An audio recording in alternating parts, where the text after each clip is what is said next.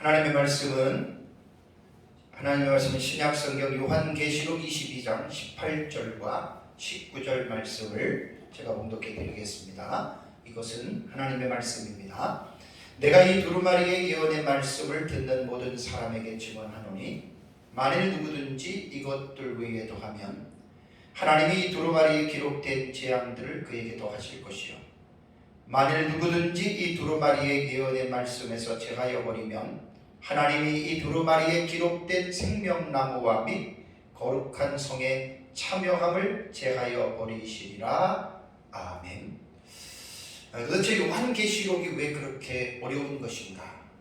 요한계시록을 무작정 읽는다고 깨달아지면 좋겠지만 무작정 읽는다고 사실 요한계시록이 깨달아지는 것은 아닙니다. 그래서 제가 이번에는 계속해서 요한계시록의 독법에 대해서 요한계시록을 어떻게 읽어야 우리가 이해할 수 있는지에 대한 이 주제를 가지고 계속해서 제가 지금 설교를 하고 있습니다. 그래서 요한계시록은 먼저 세 가지의 형태를 가지고 있다 그랬죠. 첫 번째는 서신서의 형식이 있습니다. 그 다음에 예언서의 형식도 가지고 있고, 그 다음에 내용상으로 볼 때는 묵시문학적인 형식을 가지고 있는 것이 이제 요한계시록이죠. 그래서 요한계시록을 올바르게 읽기 위해서는 먼저 문학적인 장르에서는 묵시문학이 어떠한 것인지에 대한 이 기본을 분명하게 이해를 해야 됩니다. 그래서 요한계시록은 이 내용 자체가 산문으로 해당이 돼요. 산문책에 해당이 되면서도 내용을 볼 때에는 이 묵시문학적인 장르로 이제 기록이 되었다고 하기 때문에 제가 묵시문학에 대해서는 이제 한 4주 전인가 5주 전에 간단하게 또 그때 말씀을 드렸습니다. 그래서 이제 묵시문학적으로 먼저 기본적인 지식을 가지고 이제 공부를 해야 되고, 다음에 두 번째는 여기 칠판에 된 대로 해석학적인 구조로 요한계시록을 먼저 공부를 해야 됩니다. 그래서 해석학적인 구조는 크게 세 가지라고 그랬잖아요. 문자를 해석하는 것과, 그 다음에 사건을 해석하는 것과, 그 다음에 요한계시록에 기록된 단락을 해석할 때 어떻게 이해하고 어떻게 결정을 하고 요한계시록을 봐야 되느냐라고 하는 이러한 기본적인 지식이 없이 사실 요한계시록 공부하면 이게 어려워서 읽어낼 수 없다는 이야기예요. 그래서 이제 문자로 보면은 요한계시록에 여러 가지 문자 단어가 있잖아요. 그 단어를 문자적으로 읽을 것인가 상징적으로 읽을 것인가에 대해서 먼저 여러분 정하셔야 됩니다. 그러니까 똑같은 두 주민도 둘을 숫자로 보느냐 문자로 보느냐 아니면 상징으로 보느냐에 따라서 내용이 하늘과 땅 차이로 달라집니다. 그래서 이제 봐야 되고, 다음에 요한계시록에는 사건들이 기록이 되어져 있잖아요. 제가 이제 연구한 바로는 61가지 사건이라고 얘기를 했는데, 그렇다면 그 사건이 언제 일어났느냐라고 하는 사건에 대한 해석이 여러분 너무 중요한 거예요. 그래서 이제 2000년 교회의 역사를 통해서 신약의 교회는 요한계시록에 기록된 사건을 어떻게 이해해 왔느냐, 어떻게 해석해 왔느냐, 이런 것들을 객관적으로 우리가 고찰을 해야 되거든요. 그래서 이제 그 과거적인 해석법이라고 말씀을 제가 4주 전에 말씀을 드렸습니다. 과거적인 해석은 요한계시록에 기록된 내용이 이미 AD 70년이나 혹은 AD 5세기에 서로마가 476년에 멸망이 됐는데 그 시기에 다 이루어졌다라고 해석하는 방법이 바로 과거적 해석입니다. 그러니까 이렇게 보는 해석하는 사람도 있고, 두 번째는 역사주의 해석입니다. 역사주의 해석은 과거주의와 같아요. 다만 사건이 일어난 이 시기에 관해서는 역사주의는 예수님 재림 전까지로 길게 느려본다라고 하는 것에서 차이가 있어요. 그런데 이 역사주의 해석은 지금은 많이 이렇게 해석을 따라가지 않는다고 하는데, 역사주의 해석법에 의하면 요한계시록은 21장과 22장을 빼놓고는 사실 90%가 다 이 세상의 역사 세계 속에서 이루어졌다라고 해석을 합니다. 이게 역사주의고, 다음에 이상주의는 상징주의라고 그랬어요. 이제 무천년이 대체적으로 저 해석을 취하는데, 이상주의는 뭐냐면 요한계시록에 기록된 그 사실들이 사건으로 언제 일어나는 어떤 한 특정한 시기를 이렇게 못 박는다고 얘기를 안 해요. 그렇게 일어나는 것이 아니고 상징으로서의 사건이다라고 이상주의는 그렇게 해석을 합니다. 그러니까 어떠한 한 가지 사건을 과거주의나 역사주의나 미래주의는 과거의 어느 시점에, 현재 혹은 어느 시점에, 혹은 미래의 어느 시점에 일어나는 그런 사건들이 아니고, 이 이상주의의 해석은 그 사건이 신약시대 교회사 전체의 시대에 걸쳐서 일어나는 상징으로 해석한다는 거예요. 그러니까 너무나 이게 그 간극이 너무나 커요. 그래서 사실은 대화가 이루어질 수가 없는 것입니다. 그래서 이 이상주의는 사건을 상징적으로 본다라고 하는 이제 이러한 차원에서 이제 해석을 하는 것이고, 다음에 이제 미래주의 해석을 제가 지난주부터 미래주의 해석 들어갔잖아요. 미래주의 해석을 제가 이제 들어가서 미래주의 해석은 뭐냐? 온건적인 미래파와 극단적인 미래파가 있다고 했어요. 그러니까 온건적인 이 미래파는 미래적 해석은 역사적 전천년주의고, 역사적 전천년주의는 초대 교부들이 가졌던 신앙의 체계입니다. 극단적인 미래적인 해석법은 19세기에 출현한 존 넬슨 다비에 의해서 체계화된 세대주의 전천년을 극단적인 미래파 해석이라고 말을 하거든요. 그래서 제가 이 미래적인 해석법에 대해서는 지난주 2시간을 하고 이번 주 제가 또 2시간을 할 거예요. 그래서 이 미래적 해석이라고 하는 것은 사실 상당히 중요하기 때문에 이 부분들을 명확하게 사실은 이게 알지 못하면 미래적 해석법은 상당히 혼란스러운 해석으로 전락하게 됩니다. 그래서 이제 이 미래적인 해석에 대해서는 제가 지난주에 여러분들에게 한 말을 더 간략하게 제가 좀 요약을 해드리겠습니다.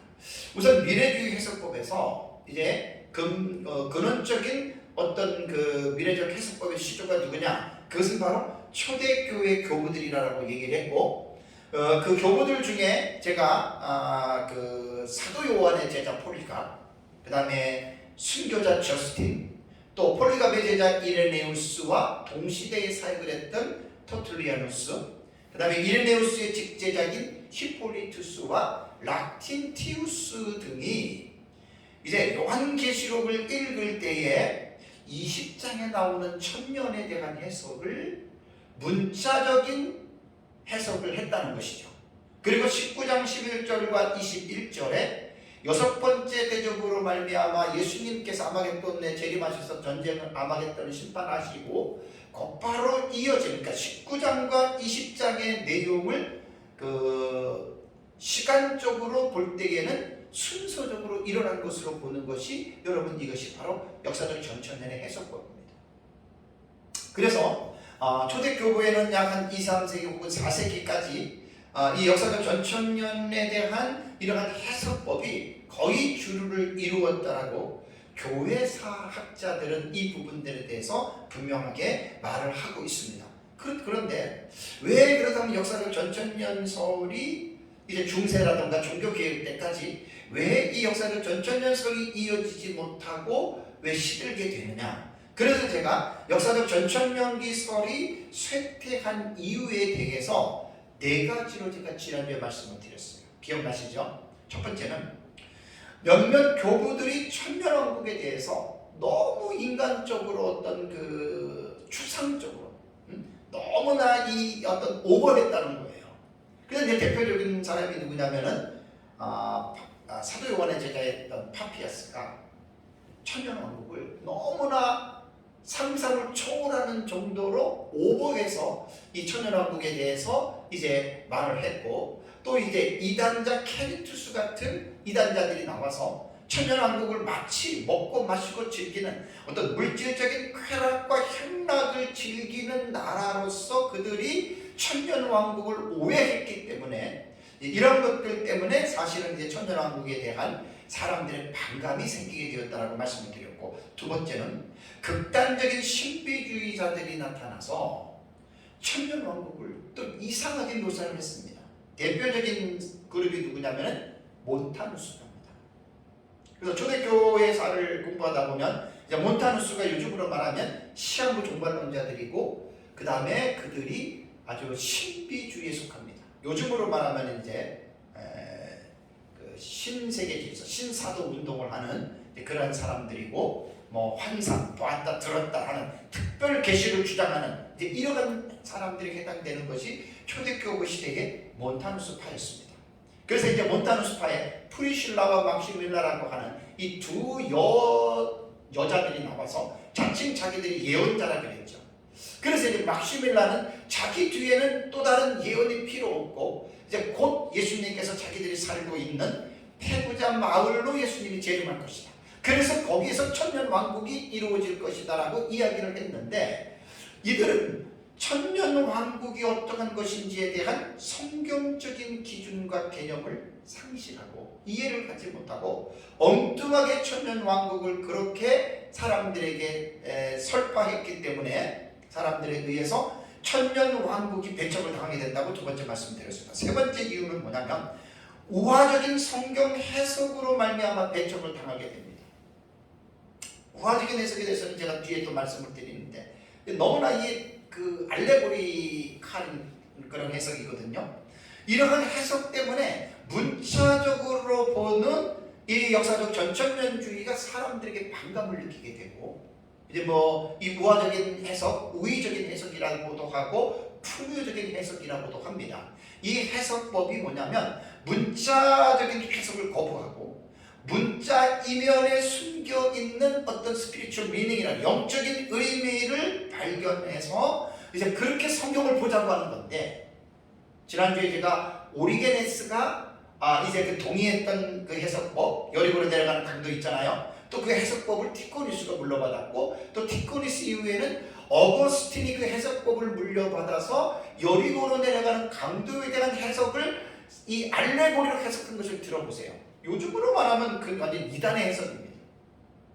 그렇게 사실은 이 그 우화적인 해석으로 말미암아 역사적 전천 문자적인 해석이 이제 배척을 당하게 됩니다. 그 다음에 이제 마지막 네 번째로는 정치적인 문제로 천년왕국에 대한 이 사실을 전할 수가 없었다라는 말입니다. 왜 그러냐면 천년왕국을 전파한다라고 하는 말은 예수 그리스도께서 재림하신 이후에 이 세상에서 천년왕국이 이루어진다는 거예요. 그럼 천년왕국을 전하기 이전에 뭘 전해야 되냐면 예수님의 재림을 먼저 전해야 되고 예수님이 재림하시기 직전에 이 세상 나라는 예수님의 재림과 하나님의 교회를 어떻게 대할 것인가에 대한 이 부분을 전해야 되거든요. 그러니까 초대교회 시절에는 AD 313년에 콘스탄틴 대제에 의해서 기독교가 공인을 받게 되고 그 다음에 392년에 데오도시 황제 때에 이제 기독교가 로마의 국교회가 됩니다. 국교가 된다는 말이에요.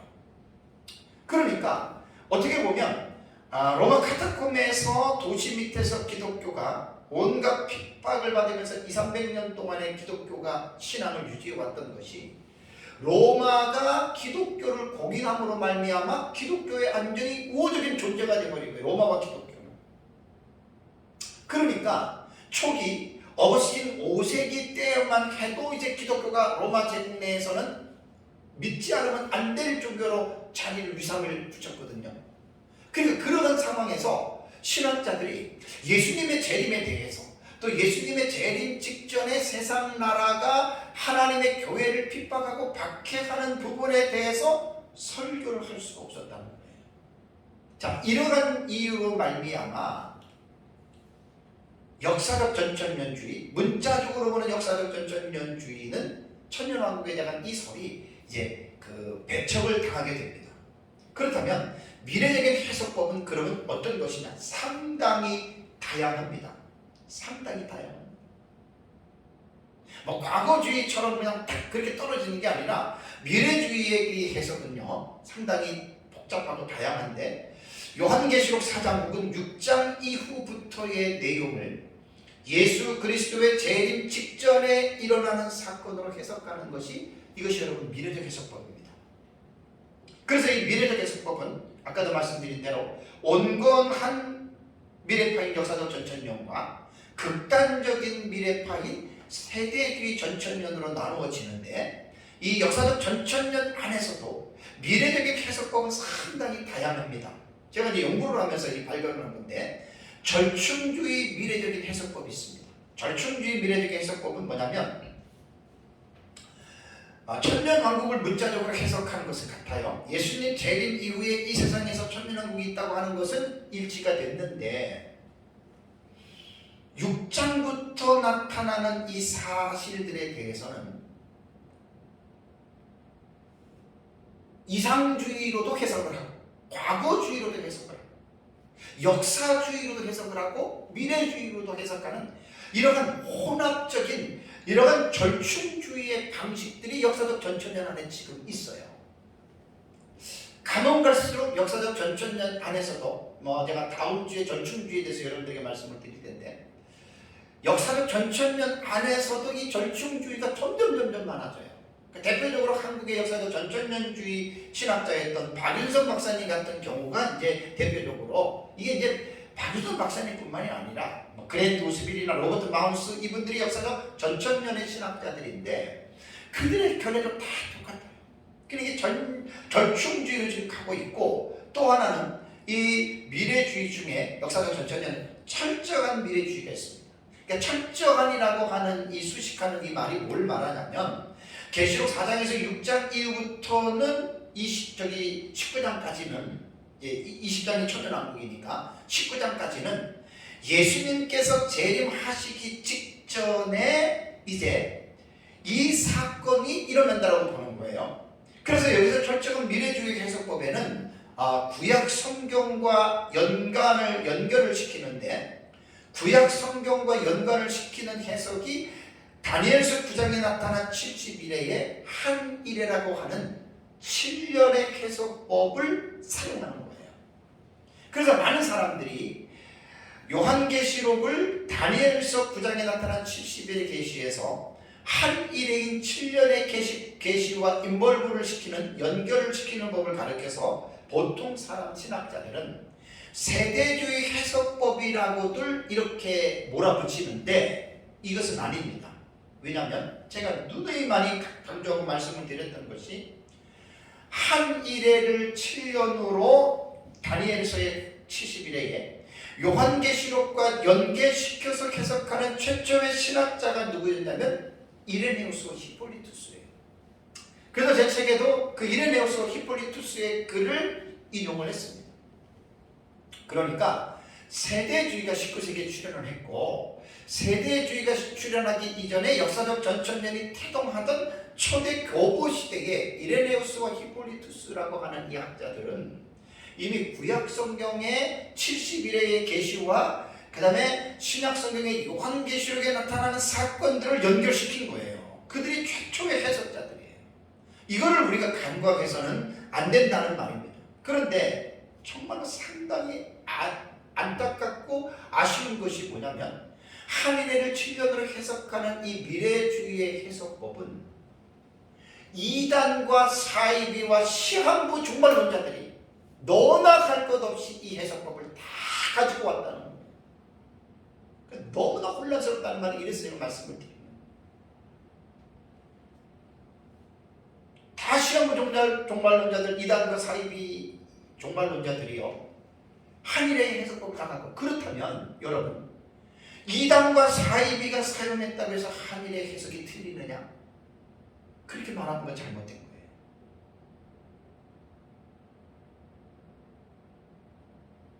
우리 정통 기독교에서 사용하는 건전한 교리와 신학들을 이단과 사이비들도 가져나갔습니다.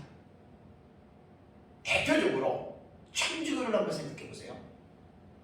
우리 기독교에서 체계적으로 있는 이러한 우리 신학적인 그 조직신학이라든가 기독교에서 말하는 이러한 신학적인 원리와 내용들을요, 천주교에서 거의 다 차용했었습니다. 근데 천주교는 그것만 쓰는 것이 아니라 그거 플러스가 있어요. 그거 플러스 온갖 종교의 잘못된 그 교리들, 지식들, 경험들, 또 교황의 어떤 그 위치에서 교황이 어떤 하나님의 대리자라고 하는 일구 속에서 교황이 말한 것도 전부 다 하나님의 말씀이라고 하는 이러한 온갖 잡동사니들을 천주교의 신학 안에는 다 들어가 있어가지고 혼합 종교가 되어버렸다는 말이에요. 그러면 천주교에서 신론, 기독론, 인재론, 교회론 뭐 똑같지는 않아도 우리가 가지고 있는 기독교에서 보이는 거의 많은 수를 보고 있는데 천주교에서 우리와 같이 보고 있다고 해서 우리께 틀렸습니까? 그건 아니죠.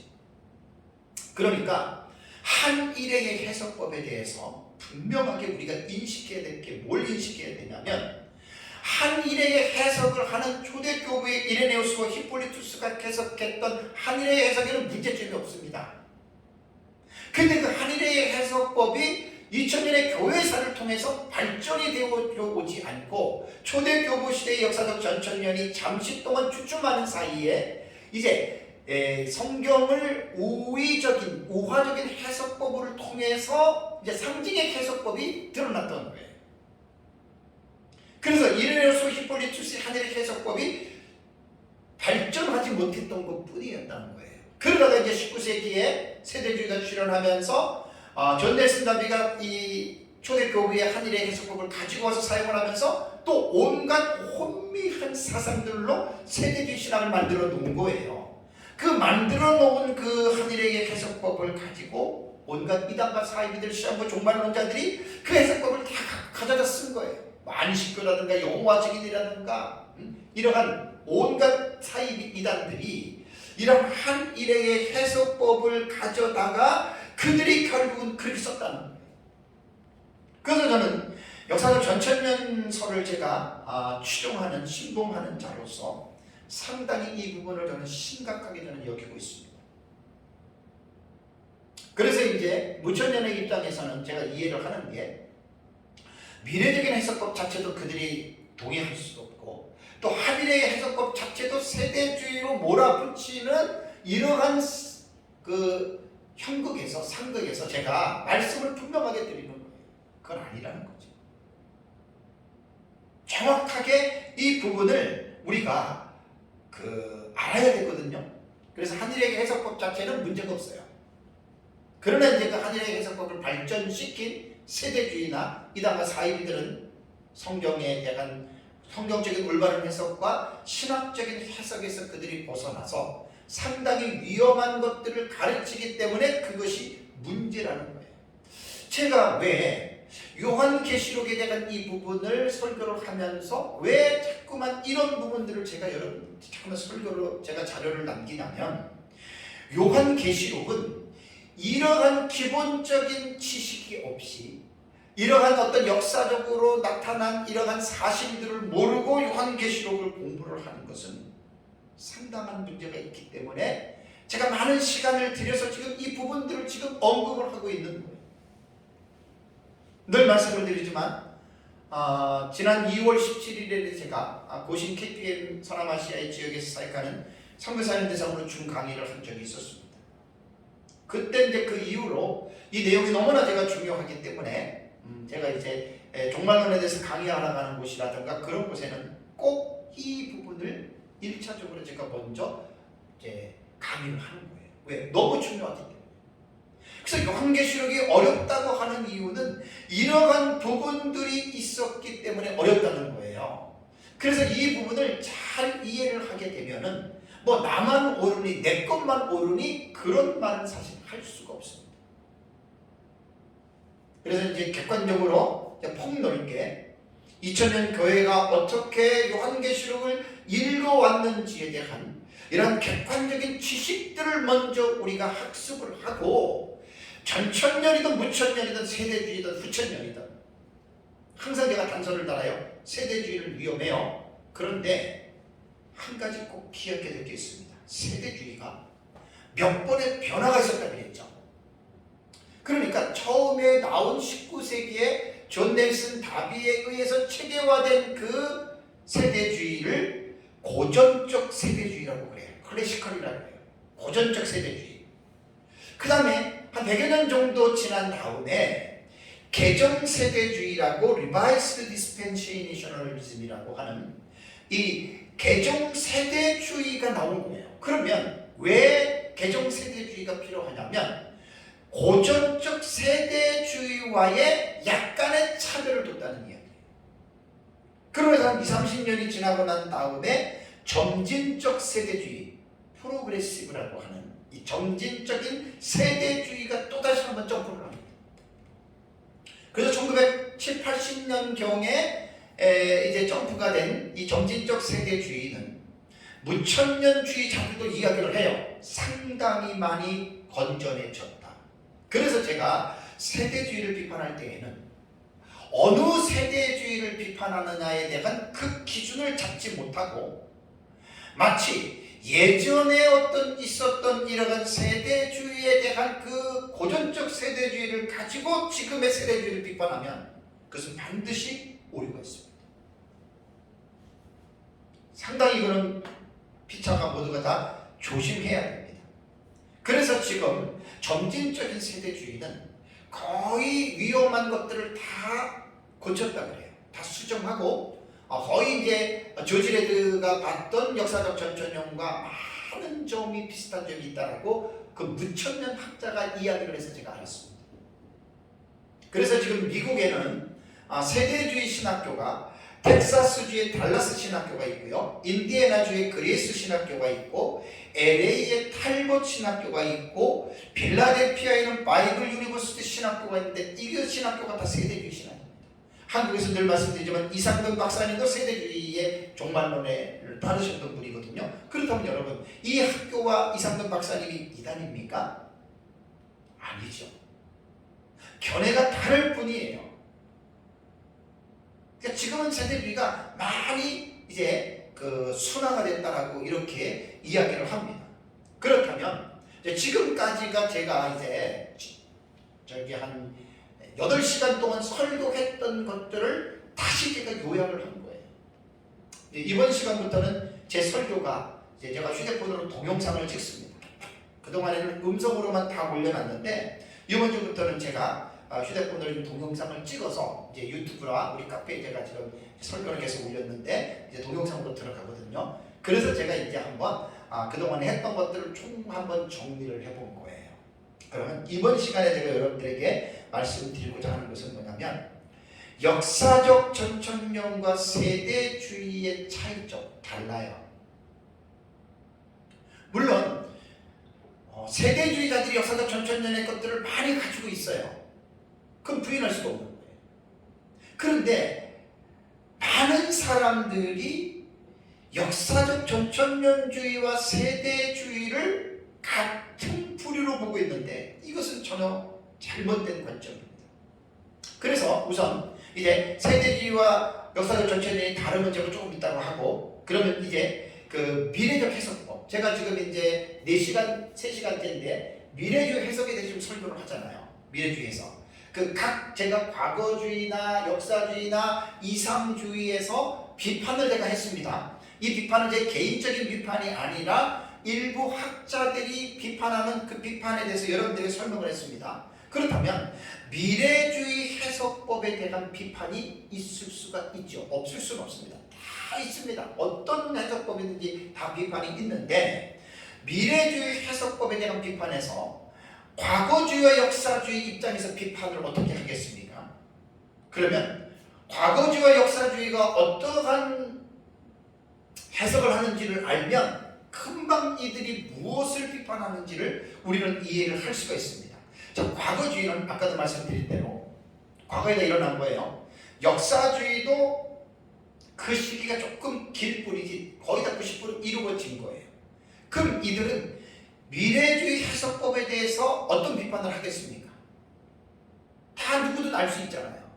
왜? 이들은 이미 요한계시록에 기록된 사실들이 이미 다 과거에 이루어졌어요.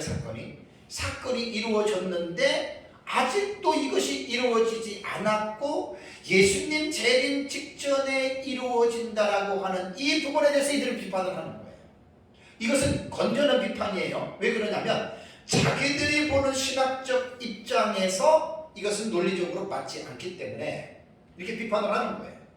그러니까 이것은 어떤 긍정적인 비판으로 서로가 보면 돼요. 제가 뭐 다 서로가 이 비판에 대한 문제는 제가 다 말씀을 드렸잖아요. 그러니까 이것은 그렇게 문제로 삼으면 안 돼요. 이럴 수 있습니다. 왜? 자기가 보는 관점에서 안 맞기 때문에 이렇게 비판한다라는 말입니다. 다음에 이제 두 번째는 뭐냐면 이상주의 입장에서 미래적인 해석을 어떻게 비판할 것 같아요? 이상주의가 어떠한 해석을 하느냐를 아는 사람들은 금방 나와요. 자, 이상주의는 계시록에 기록된 사건, 사실들을 사건으로 안 본다 그랬어요. 개개의 사건으로 언제 일어나는 것으로 안 본다 그랬어요. 다 상징으로 교회사 전체를 통해서 선이 악을 이기는, 하나님이 사탄의 세력을 이기는 식으로 그렇게 해석한다 그랬죠. 그러니까 당연히 이상주의 입장에서는 어떻게 보겠습니까? 미래적 해석은 인정할 수 없죠. 그러니까 이상주의 입장에서는 과거주의도 비판하고 역사주의도 비판합니다. 미래주의도 비판합니다. 그런데 과거주의와 역사주의와 미래주의 공통점이 뭐죠? 똑같이 문자적 해석을 해요. 똑같이 하나의 사건으로 해석해요. 과거주의, 역사주의, 미래주의는. 근데 이상주의는 그게 아니잖아요. 그게 아니기 때문에 이상주의는 그렇게 비판을 한다는 말입니다. 이것은 제가 객관적인 비판입니다. 제가 미래주의 해석을 한다고 해가지고 어떤 우리 편에서 그게 아니고 객관적으로 볼 수 있는 가장 기본적인 비판입니다. 세 번째는 저도 미래주의 입장이고 같은 미래주의 입장에서 저는 온건파적인 역사적 전천년주의 입장에서 극단적인 세대주의의 미래주의를 저는 이 시간에 비판을 저는 해야 됩니다. 왜냐하면 이 비판을 하지 않으면 조금 전에 말씀드린 대로 많은 사람들이 역사적 전천년과 세대주의가 같은 걸로 착각하고 있는 사람들이 있기 때문에 제가 이 부분은 분명하게 비판을 해야 됩니다. 자, 그러면 지난주에 제가 세대주의에 대해서 역사적 전천년과 다른 점에 대해서 8가지 정도 여러분들에게 말씀을 드렸어요. 다시 한번 제가 말씀을 드리면 이것은 현재의 점진적인 세대주의는 상당히 이 부분을 버린 부분이 있습니다. 그거는 제가 비판을 하는 게 아니에요. 제가 이 개정 세대주의와 점진적 세대주의를 제가 사실 연구를 잘 못했어요. 제가 이번에 책을 쓰고 있는 책에는 그걸 좀 연구해서 제가 지금 넣으려고 하거든요. 그러면 제가 지금도 비판도 지난주에 하는 것과 마찬가지로 고전적 세대주의들이 믿고 있는 이 사실을 비판하는 거예요. 왜 그러냐면 지금 한국에 있는 세대주의자들과 그 다음에 이제 무천년주의라든가 이 전천년주의의 신학자들이 거의 이렇게 그 점진적 세대주의를 알고 비판하는 사람은 거의 없어요. 다 옛날에 어떤 고전적 세대주의를 가지고서 지금도 비판하고 있거든요. 근데 한국에 있는 세대주의자들이 그걸 못 고치고 있는 사람들이 많아요. 그래서 이제 제가 하는 비판은 개정이나 점진적 세대주의자들은 제가 깊이 있게 모르기 때문에 그들에게서 하는 것은 아니고 이제 지금도 과거의 어떤 고전적 세대주의를 고질적으로 붙잡고 있는 그런 사람들에 대한 비판으로 여러분들이 생각을 하시면 됩니다. 그래서 다시 한번 말씀을 드리면 세대주의는 예수님의 재림을 2번 얘기를 합니다. 그건 성경에 없는 내용이에요. 동의할 수 없어요. 이건 상당히 위험한 거예요. 우리 역사적 전천에서 비판하는 거고. 다음에 또 7년 환란 전에 교회가 공중으로 들림받는다. 그래서 공중에서 7년 대환란 동안에 이 세상에서는 대환란이지만 교회는 예수님과 함께 공중 혼인 잔치를 7년 동안 하고 있다. 이거 성경을 잘못해서 그렇습니다. 이런 것들은 제가 이제 우리 온건한 미래주의인 역사적 전천년 입장에서 지금 비판을 하는 겁니다. 다음에 7년 전체가 대환란이다. 이것도 아니고 우리는 이레네스 히폴리투스가 봤던 것처럼 우리도 7년 환란을 이야기를 하거든요. 근데 7년 전체가 환란은 아닙니다. 대환란은 후 3년반에 들어가서 완전히 42달 동안 대환란이 벌어지는 거예요.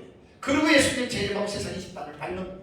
근데 세대주의는 7년 전체를 대환란이라고 보는 것은 이것은 성경적으로 옳지 않다라고 제가 비판하는 것이고, 그 다음에 7년 환란 중에는 교회 성도들은 환란을 당하지 않고 유대인들, 예수님을 영접하지 않았던 유대인들이 그때 이제 환란을 받으면서 회개할 것이다. 아닙니다. 유대인들만 환란을 받는 게 아닙니다. 교회 성도들도 일부는 환란을 받고 일부는 대환란에서 예비처에서 보호를 받을 수 있습니다. 그렇게 꼭 알아두어야 됩니다. 그 다음에 세대주의의 잘못된 것은 뭐냐면 문자적인 해석을 극단적으로 하기 때문에 요한계시록에 기록된 이스라엘 12지파 그러면 교회를 말을 한 것임에도 불구하고 문자적인 그대로 이스라엘로 해석합니다. 그래서 이스라엘과 교회를 철저하게 구분하는 법은 온건한 미래주의인 역사적 전천년 입장에서 세대주의를 제가 비판을 안 할 수가 없는 부분입니다. 그 다음에 또 하나, 이들은 예수님 당시 때의 유대인들이 예수님을 영접했더라면 신약 시대는 없었을 것이라고 하는 허무맹랑한 말을 만들어낸, 이게 좀 뭐냐면 다 성경에 있는 내용을 가지고 교리로 삼은 것이 아니라 세대주의는 인간의 상상과 추상적인 생각을 가지고서 만든 거예요. 그러니까 문제가 많아요. 우리 개혁신학의 성경 해석의 가장 중요한 핵심은 뭡니까? 성경은 성경으로, 그래서 계시, 의존, 사색을 통해서 우리는 성경을 해석을 해야지 인간의 상상이나 추상적인 생각을 가지고서 성경을 해석하다 보면 그 전혀 잘못된 해석을 하고 있는 거예요. 이단과 사이비들의 특징이 뭐냐면 계시, 의존, 사색을 통하지 않고 자기들의 인간적인 어떤 생각을 가지고서 그 만들어낸다는 거예요.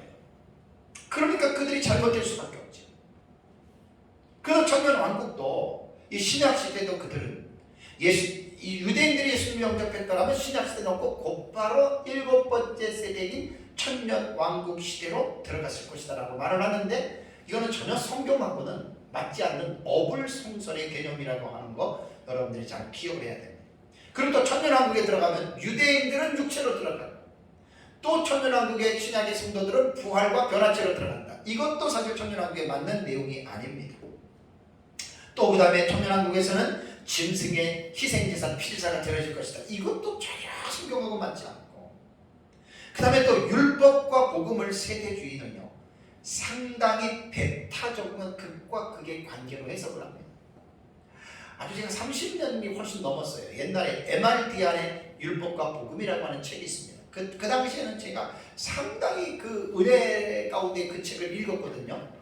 그래서 종말론을 연구를 하면서 이제 세대주의 신학의 잘못된 점들을 이렇게 제가 깨달아가면서 그 당시에 봤던 율법과 복음이라고 하는 MRD안의 이 책은 완전히 세대주의 신학에 치우친 상황에서 율법과 복음을 배타적인 관계로 본 거예요.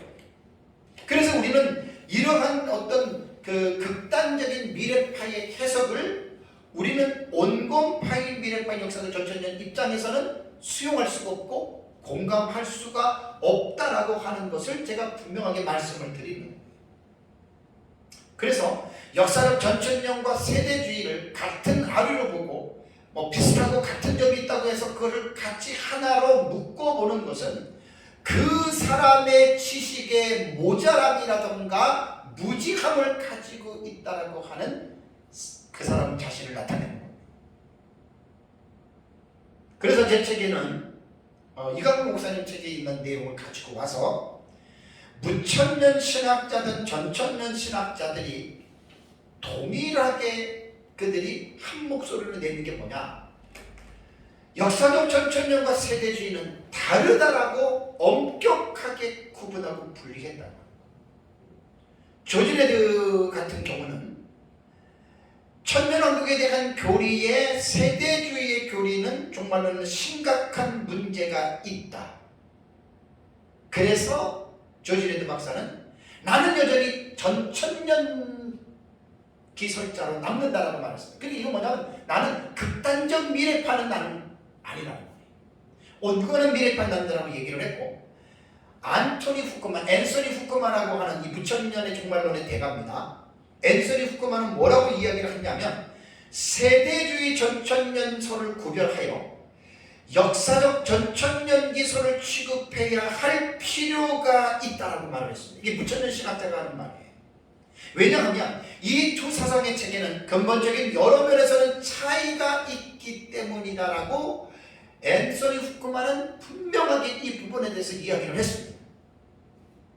그리고 또한 무천년의 학자인 이 후크만은 역사적 전천년 학자였던 레드에서 어떻게 말했냐면 우리는 또 레드 교수가 많은 세대주의적 종말론에 관한 교리들을 결정적으로 반박하고 있음에 대해서 감사하고 있다라고 무천년자 입장에서 전천년자인 레드 교수에 대한 이 공로를 치하했다라고 하는 사실이죠. 그러면서 앤서니 후크만은 뭐라고 얘기하냐면 그러므로 그의 전천년론과 세대주의 전천년론은 엄격히 구별되어야 한다라고 무천년 학자가 이야기를 했습니다.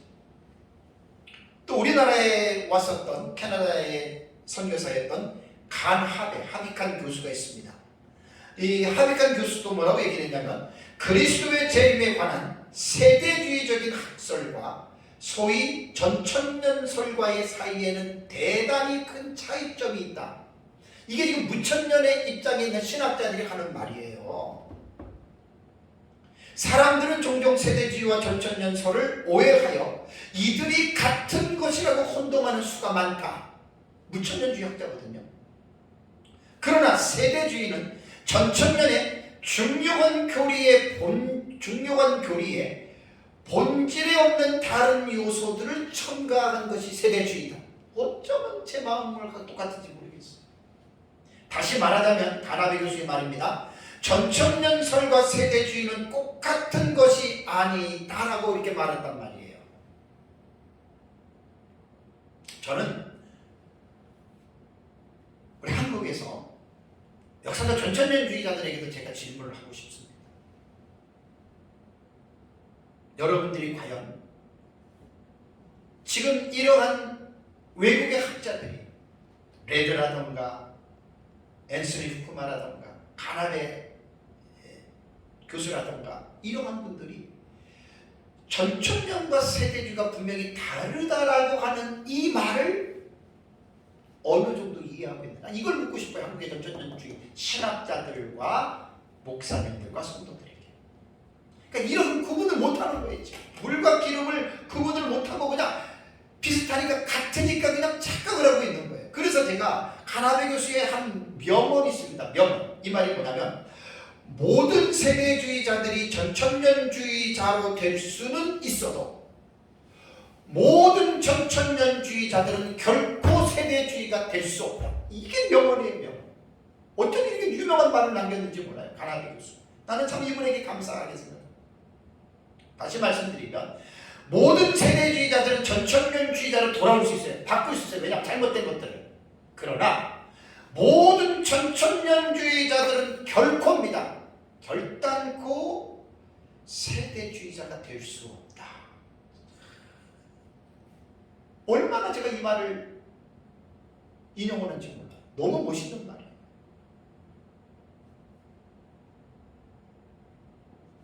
박윤선 박사님도 전천년기설이 반드시 세대주의와 통하는 것처럼 생각할 것은 없다. 물론 세대주의자들 중에 천년기설을 그들의 책에 맞도록 잘못되게 인용하는 이들이 있기는 하다. 그러나 천년기설의 올바른 형태는 칼빈주와 일치한다. 이게 역사적 전천년설이 옳다라는 그 말이에요. 이게 박윤선 박사님이 하는 말이에요. 그 다음에 박형동 박사님이나 한정건 교수님 같은 분들도 세대주의와 역사적 전천년이 다르다라고 이렇게 말을 했다라고 하는 사실을 분명하게 기억을 해야 됩니다.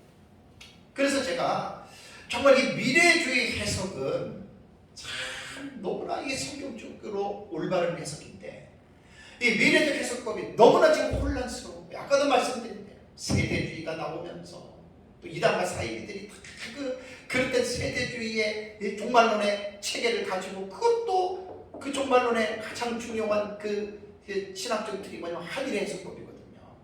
7년으로 온 한일의 해석들을 이단과 사이비 종말론자들이 다 가져다가 지들 마음대로 써버려 나가지고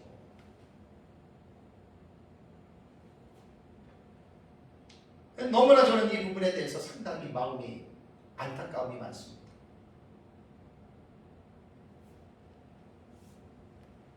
그래서 사실 제가 지금 이제 이번 시간 9시간 오후에도 10시간 하면 요한계시록 독법을 지금 갖고 지금 이렇게 해 나가는 거예요.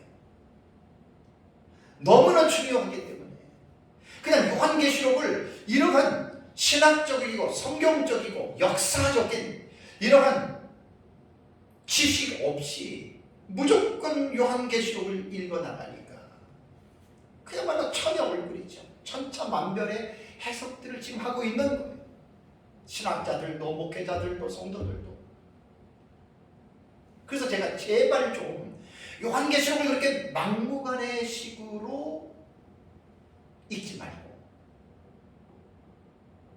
2000년 교회 신약교회 역사를 통해서 초대교회, 중세교회, 종교개혁 시대, 근세시대, 현대시대에 그 신약시대의 교회는 신학자들은 목회자들은 요한계시록을 어떻게 읽어왔을까에 대한 이 객관적인 지식을 한번 되새겨보자는 거예요. 지금 제가 주장하는 거는 뭐 전천년에 오르니 무천년에 오르니 세대주의가 오르니 이런 거 가지고 자랑하고 싸우고 나랑 다르니까 너는 틀리다라고 공격하지 말고 좀 객관적으로 배우자는 이야기. 제가 역사적 전천론으로 종말론을 배우고 나서 뭐 제 동기나 주변에 있는 사람들이 아주 극단적인 사람들은 이렇게 저에게 질문을 했어요. 자기가 성경을 읽었는데 신약 성경에는 도무지 천년왕국이 안 나오더라. 참 제가 볼 땐 그 사람 참 불쌍한 사람으로 보입니다. 제 눈에는. 자기 눈이 안 보인 거예요. 자기가 지식이 모자라던가 아니면 자기가 교만하기 때문에 안 보인 거지. 2000년 교회 역사를 제가 지금 설교하는 이 설교를 듣는 사람이라면 절대로 지혜로운 사람은 그 말을 안 합니다. 아니 할 수가 없습니다. 왜? 그 말하는 것 자체가 자기가 매도당하는 거거든요. 꼴통이고 무식한 사람이고 남을 비난하고 정죄하는 사람으로 자기가 지금 당하기 때문에 지혜로운 사람은 절대 그런 말 안 합니다. 무식이 담대하니까 그 사람은 그런 말을 하는 거예요. 자기 눈에만 천년왕국이 안 보이지 초대교회 교부들부터 2000년 교회를 통해서 많은 신학자들, 역사적 전천년주의자들에게는 그게 보이니까 우리는 천년왕국을 이야기를 하는 거예요. 그래서 제가 지금 외부에서 강의했던 내용들과 우리 교회에서 한 4-5시간 정도 하는 이 내용을 겸손하게 들어보면 제가 그러잖아요. 역사적 전천년이라고 우리 것만 옳고 내 것만 옳고 무천년 너희는 틀렸다 말할 수가 없다니까요. 그러면 저도 꼴통이에요. 저도 무식한 사람이 되는 거예요. 저도 아주 그 어떤 극단적으로 치우친 사람이 되는 거예요. 저는 지금 그렇게 하지 않습니다. 나와 당신은 다를 뿐이에요. 나는 맞고 나와 다른 당신이 틀리다라는 말이 아니란 말이에요. 최종적인 결론은 언제 나느냐? 예수님 재림하면 딱 알아요. 그때까지는 잠잠해야 돼요. 피차. 제가 요한계시록 22장 18절과 19절을 지금 9번째 본문으로 지금 계속 삼아요. 뭐 제 설교는 늘 말하지만 이게 본문 설교가 아니에요. 지금 요한계시록을 어떻게 읽어야 하느냐고 하는 요한계시록 독법을 지금 이 사실을 쭉 제가 설명해 나가면서 요한계시록 22장 18절과 19절은 텍스트로 그냥 삼은 것밖에 없어요. 그러니까 제 설교는 지금 9시간째 본문 설교 아니에요. 그냥 역사적인 배경과 흐름을 제가 지금 계속해서 말씀을 드리는 거예요. 그래서 미래주의 해석은 상당히 여러분 혼란스럽습니다. 난 이것만 생각하면 너무 마음이 내가 아려요. 그래서 이번에 쓰는 책에는 이 부분들을 아주 구체적으로 한일의 해석법을 다 연구를 해가지고 다 올려놓으려고 해요.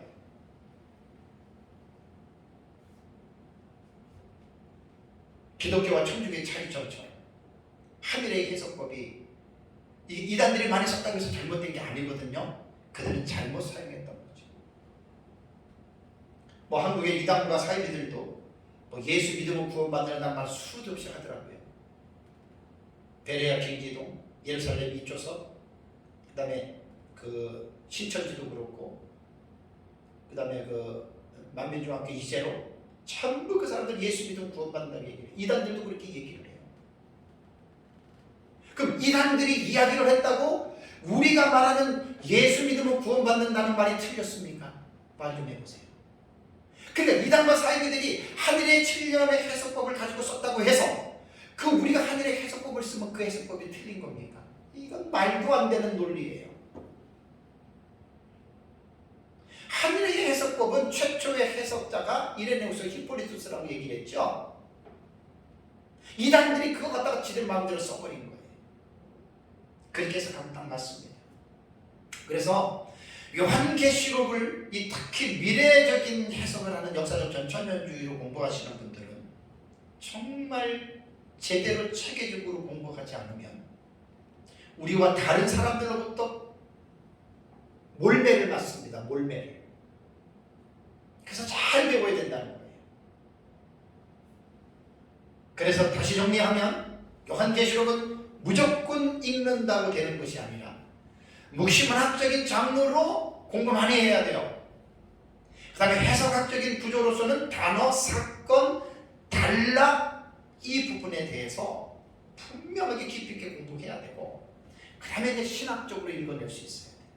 주경신학적으로, 조직신학적으로, 역사신학적으로, 실천신학적으로 이 요한계시록을 1장부터 22장까지를 다 조명할 수 있어야 돼요. 사실 이렇게 요한계시록을 공부하는 사람이 누가 있겠습니까? 전문가들 외에는 없어요. 전문가들 특별하게 연구하는 사람들 외에는 이렇게 할 수가 없어요. 그러니까 이렇게 연구하는 사람들의 책이나 강의와 설교를 듣고 요한계시록을 공부하면 엄청난 도움을 받습니다. 공부하는 사람들. 이러한 도움말이 없이 무조건 읽어 나가잖아요. 누가 뭐라고 했으니까 카더라 하니까 그렇게 요한계시록을 거의 다 배웠거든요. 가슴 아픈 일입니다. 그래서 제가 이번 시간에는 이제 미래주의 해석법에 있어서 이게 세 번째 시간이에요. 오후에까지 하면 미래주의 해석법만 4시간을 제가 설교를 하는 거거든요. 너무 중요하기 때문에. 그래서 저는 사실 역사적 전천년으로 요한계시록을 읽어내는 게 나는 가장 올바르다고 인식하는 사람이에요. 그러면서도 가장 올바른 해석임에도 불구하고 우리의 해석을 지지하지 않는 사람들이 엉뚱스럽게 공격하는 것을 들으면서 그들이 말하는 것이 성경적으로, 신학적으로, 논리적으로, 체계적으로 맞으면 제가 받아들이는데 그 사람이 잘못 알고 있는 거예요. 그 사람이 모르는 거예요. 지금 아무것도 모르고 그냥 내 것만 오라, 나와 다르니까 너는 틀렸어, 이렇게 이야기를 하니까 나는 너무 마음이 아파서 그렇게 말하는 사람들의 좀 입이 좀 다물어졌으면 하는 마음으로 제가 지금 이렇게 합니다. 역사적 전천년주의의 미국의 훌륭한 신학자였던 조지레드 박사하고 앤서니 후쿠마는 무천년주의 대가입니다. 이 사람들이 전혀 다르지만 신학자들로서 서로 존중하는 모습을 보고 저는 오래전에 감동을 받은 거예요. 앤서니 후쿠마나 조지레드나 천년왕국에 대해서는 절대 양보 안 합니다. 그러나 이들의 글들을 보면 아까도 앤서니 후쿠마가 말했잖아요. 조지레드 박사에게 감사를 드린다고, 세대주의 잘못된 것들을 이렇게 지적하고 그 다음에 이제 역사적 전천년설을 잘 이끌어 나가는 거 감사한다고. 그러면 앤서니 후커머가 역사적 전천년설을 동의하느냐? 아닙니다. 본인이 이야기를 합니다. 나는 동의하지 않지만 조지 레드 박사는 역사적 전천년설의 유명한 신약의 대가이기 때문에 그가 보는 성경에 대한 이 부분들에 대해서는 존중한다라는 말입니다. 나는 이것을 배우자는 얘기입니다.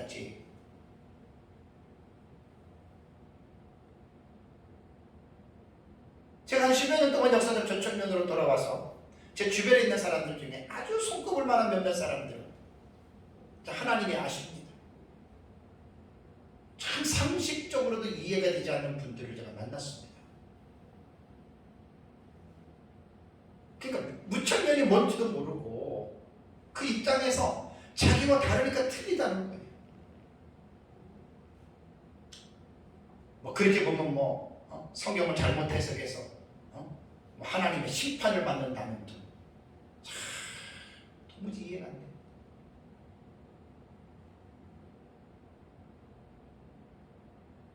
그런 책을 쓰지 말라는 등 도무지 이해가 안 됩니다. 그렇게 말하는 사람들은 자기 자신의 심각한 문제를 안고 있는 사람들이에요. 제가 2000년 기독교 교회가 어떻게 요한계시록을 읽어왔는지를 계속 연구하면서 잘못된 거는 고쳐야 되고 서로 존중하는 법을 배워야 되고 그것이 하나님이 기뻐하는 거예요.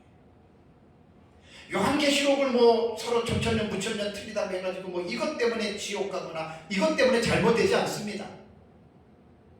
하나는 맞고 하나는 틀리겠지만 이것 때문에 잘못되는 것은 절대로 아닙니다.